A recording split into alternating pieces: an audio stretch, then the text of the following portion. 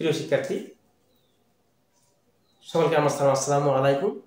আশা করি সকলেই অনেক অনেক ভালো আছেন। আলহামদুলিল্লাহ, আপনাদের দোয়া আমি আলহামদুলিল্লাহ অনেক ভালো আছি। তো প্রিয় শিক্ষার্থী, আজকে তোমাদের কাছে আবারও আসলাম সেই সেটের আমাদের প্রথম পর্বের যে সৃজনশীলটা, সেই সৃজনশীলের খ নাম্বার নিয়ে। তো প্রিয় শিক্ষার্থী, আসলে এখানে খ নাম্বার যে অঙ্কটা ছিল, বোর্ডে দেখা যাচ্ছে, দেখো যে এ পূরক ইউনিয়ন বি বা সি। তার মানে এই অঙ্কটা করতে গেলে অবশ্যই এখানে এর মান, বির মান, সির মান এবং যেহেতু পূরক ভাঙালে ইউ আসে, সুতরাং ইউ এর মানটাও লাগবে। তো প্রিয় শিক্ষার্থী, এখানে সার্বিক সেট বলে একটা কথা আছে, যে সার্বিক সেট আসলে আমরা জানি যে সকল সেট কোনো না কোনো সেটের উপসেট, ঠিক আছে। সুতরাং সকল সেট কোনো না কোনো সেটের উপসেট, তো ওই মেইন সেটটাকে বলা হবে সার্বিক সেট। এই জন্য এখানে যেহেতু সার্বিক সেট আমার দেওয়া আছে, যেটা দেওয়া আছে গঠন পদ্ধতিতে, আমরা একটা তালিকা করব, আর এই তালিকায় যা বাইরে হবে অন্যান্য সেটগুলো মানে এ বি সি, সেই সেটের উপর নির্ভর করবে। তো প্রিয় শিক্ষার্থী, দেখা যাক আমাদের সার্বিক সেটে কি দেওয়া আছে। তাহলে আমরা আজকে খ নাম্বার শুরু করতে যাচ্ছি। যে খ নাম্বারের জন্য খ নং দেওয়া আছে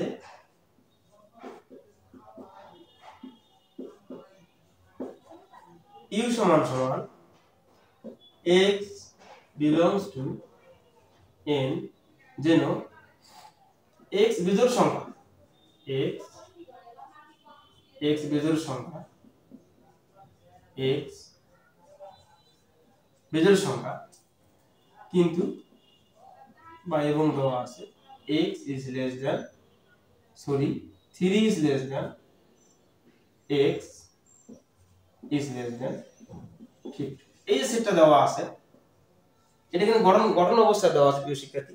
এখানে কিন্তু আমাদের জানতে হবে যে x belongs to n, n তে ন্যাচারাল নাম্বার 1 2 3 4 5 6 7, এগুলোর মধ্যে কিন্তু x টা হবে কি বিজোড়।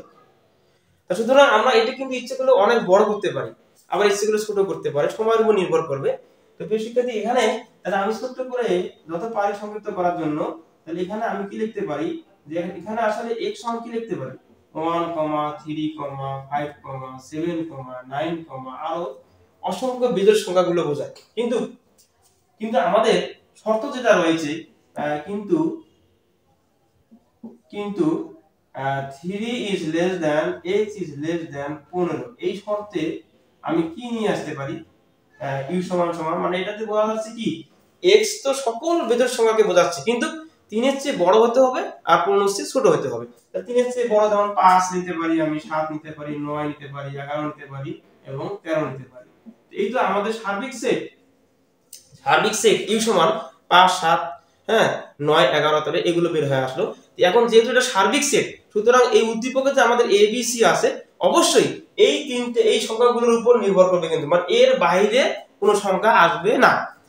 সুতরাং এখন আমাদের এ কি দেওয়া আছে, দেখি x belongs to n, যেন এ দেওয়া আছে, তোমার লক্ষ্য করো এ কি দেওয়া আছে 7 is less than x is less than 15, হ্যাঁ 15। তো প্রিয় শিক্ষার্থী, এটা কিন্তু গঠন অবস্থায় দেওয়া আছে।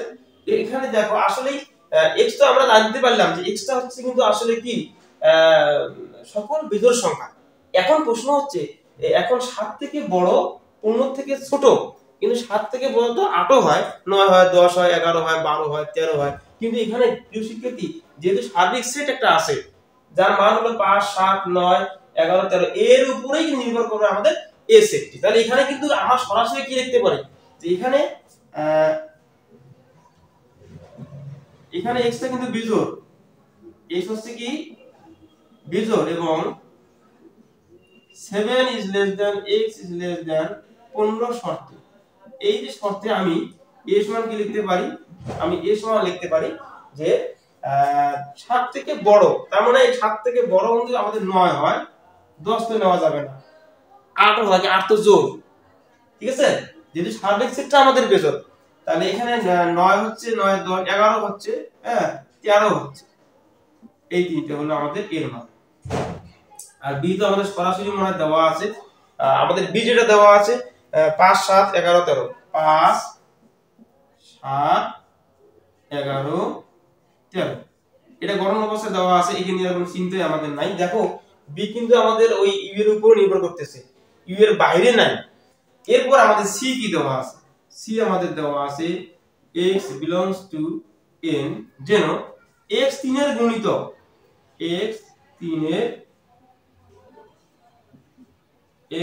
এর গুণিতক। কিন্তু x 3 এর গুণিতক আরো কিছু লেখা আছে এখানে, এবং লেখা আছে x is less than গুণিতক। তার মানে এটা কিন্তু গঠন অবস্থা আছে। এখানে দেখো যে x 3 এর গুণিতক, 3 এর গুণিতক সম্পর্কে আমার মনে হয় পেশে তোমাদের অনেক ভালো ধারণা আছে। তারপর আমি একটু বলি যে গুণিতক হচ্ছে ওই সংখ্যার গুণিতক কি, ওই সংখ্যার যে নামতা আমার ছোটবেলায় নামতা করছিলাম না, 5 কে 5, 5 2 × 10, 3 5 15, 4 5 20, এই 5 এর ঘর নামতা করে যে ফলগুলো পাবো সব 5 এর গুণিতক। তাহলে 3 এর ঘর নামতা করি, এখানে x হবে 3 এর গুণিতক। তাহলে আমি লিখতে পারি এখানে x সমান কি লিখতে পারি, 3 অক্ষে 3, 3 2 × 6, 3 3 9, 3 4 12, 3 5 15 চলছে, ঠিক আছে। মানে 3 এর নামতা পুরো যা আসবে সবগুলো হচ্ছে 3 এর গুণিতক। কিন্তু আমাদের শর্ত দিয়ে রাখছে, কি শর্ত দিয়ে রাখছে, কিন্তু আমাদের শর্ত হলো x is less than 15, মানে 15 থেকে ছোট। এই শর্তে আমি c কে লিখতে পারি, তাহলে মানে 15 c এর ছোট, 15 c এর ছোট। কিন্তু আমার দেখো 3 হয়, 6 হয়, 9 হয়, 12 হয়, কিন্তু খেয়াল রাখতে হবে সার্বিক সেটটা হলো বেজোড়, এবং সার্বিক সেটের মধ্যে অবশ্যই 5 থেকে শুরু, 5 7 9 11 13, এগুলো খেয়াল রাখতে হবে। সুতরাং এই সবগুলোর মধ্যে আমাদের 3ও গ্রহণযোগ্য হচ্ছে না, কারণ 3 তো 5 এর বাইরে, 6 তো জোড়, ওটা এমনি বাদ, এই যে 9 হচ্ছে, আর 12 তো হলো জোড়, তাই না, আর 15 তো হলো হবেই না, কারণ শর্ত হলো 15 থেকে ছোট হইতে হবে। শুধুমাত্র c কি পাইলাম আমি 9। এখন প্রশ্ন হচ্ছে, মোটামুটি কিন্তু u a b c মানগুলো পেয়ে গেলাম।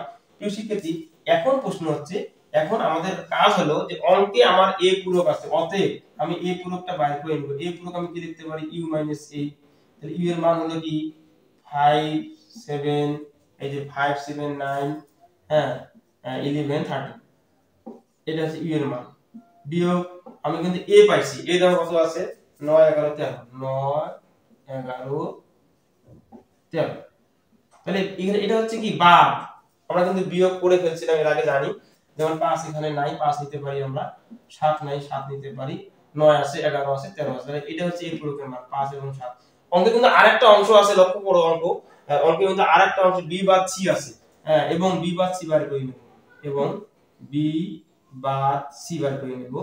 আমাদের b দেওয়া আছে দেখো কত, 5 7 11 13, 5 7 11 13, বাদ c দেওয়া আছে আমাদের 9, এটাও বিয়োগ করে 5 এখানে নাই, 7 নাই, 11 নাই, 13 নাই, এই তো আমাদের গেল বিয়োগের কাজ। তাহলে আমরা কিন্তু অঙ্কের যে অংশগুলো আছে, ছোট ছোট অংশগুলো আছে, সেই অংশগুলো কিন্তু বের করে ফেললাম। মানে অঙ্কে আছে আমাদের a বাদ আছে, a কমপ্লিমেন্ট আছে, b বাদ c আছে।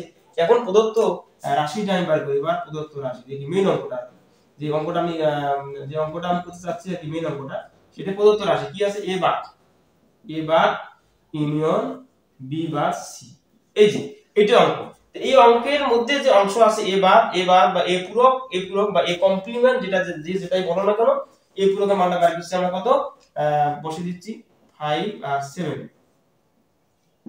ইউনিয়ন b বাদ c বার করছিলাম কত, 5 7, তারপর 11 13। এবার আমরা কি করব, এটা ইউনিয়নের কাজ, ঠিক আছে। যে ইউনিয়নের কাজটা কিন্তু আমি এর আগে তোমাদের বেসিকে আলোচনা করে ফেলছি, সেটা নিয়ে আজকে আর বাড়া ধরার দরকার নেই। ইউনিয়নের কাজ কি, সব উপাদান বা সকল উপাদান নিয়ে গঠিত সেট।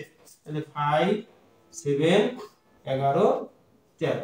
প্রিয় শিক্ষার্থী, আমাদের এই যে মেইন অঙ্কটা হয়ে গেল, এটাই কিন্তু হলো আমাদের অ্যানসার। প্রিয় শিক্ষার্থী, অত্যন্ত সহজ এবং ইম্পর্টেন্ট একটা জিনিস। আমার মনে হয় এই অঙ্কগুলো করলে আমাদের গঠন সম্পর্কে ধারণা আসবে।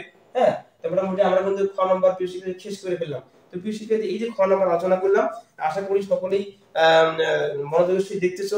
তবে হ্যাঁ, আমি যাওয়ার আগে তোমাদের একটি কথা বলবো, যে যারা আমার এই ইউটিউব চ্যানেল সাবস্ক্রাইব করে ফেলবেন, তাহলে আমার নতুন ভিডিওগুলো দ্রুত আমাদের পৌঁছে যাবে।